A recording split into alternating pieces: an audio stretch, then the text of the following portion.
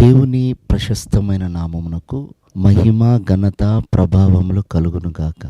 వీక్షిస్తున్న మీ అందరికి కూడా మన ప్రభువైన యేసుక్రీస్తు నామంలో శుభాభివందనాలు తెలియజేస్తున్నాం.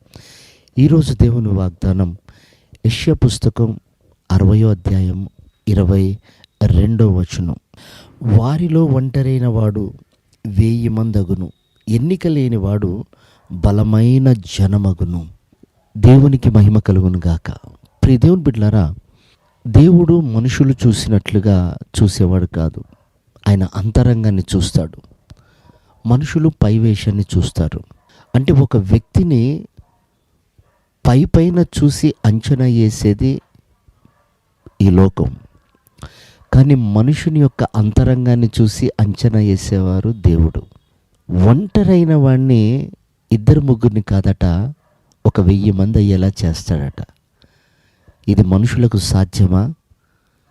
దేవునికి నిశ్చయంగా సాధ్యమే. చూడండి, యోసేపు ఒంటరివాడు కదా. ఇంట్లో అన్నల దగ్గర నెమ్మది లేదు. మాటికి అతన్ని హింసిస్తున్నారు. వాళ్ళు నలుగురు ఒకవైపు అయిపోయారు, ఇతడు ఒంటరివాడైపోయాడు. ఎన్నో బాధలు, ఎంతో దుఃఖము, తన కేకలు ఎవ్వరూ వినిపించుకోలేని పరిస్థితి. అలాంటి యోసేపుని కొన్ని వేల మందికి దీవెనకరంగా దేవుడు మార్చాడు. ఇది నిజం కాదా? అయితే ఇక్కడ మనం తెలుసుకోవాల్సిన సత్యం ఏంటంటే, ఆ ఇంట్లో ఎవ్వరికి లేని ధన్యత అతడికి మాత్రమే దేవుడు ఎందుకు ఇచ్చాడు అంటే, యోసేపు దర్శనాన్ని మర్చిపోయినటువంటి వాడు. ఈ రోజున ఒక స్నేహితుడు దూరం అయితేనే మనం నొచ్చుకుంటాం. 10 మంది ఒక మాట అంటేనే మనం ఆ సంఘానికి వెళ్లకుండా మానేస్తాం. కానీ ఇక్కడ దేవుడు నేర్పిస్తున్న పాఠం వినండి ప్రియ దేవుని బిడ్డలారా. అతడు దర్శనం కలిగిన వాడు. ఆ మాటలు పడాలని అతడికి తెలుసు. ఆ నిందలు పడాలని అతనికి తెలుసు. అతనికి ఎన్నో అవమానాలు రావాలని అతనికి తెలుసు. ఎందుకని? దర్శనం కలిగిన వాడు.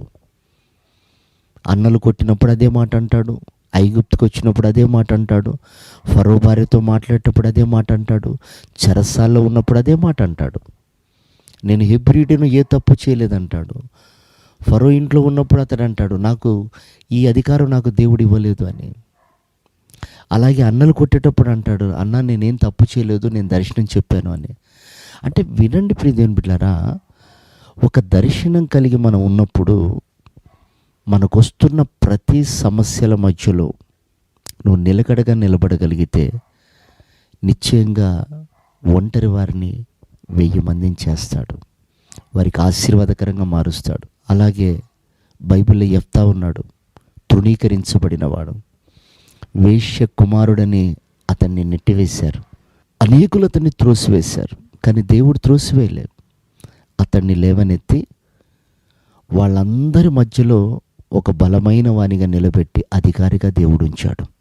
ఇది మనుషులకు సాధ్యమా? దేవునికి సాధ్యం.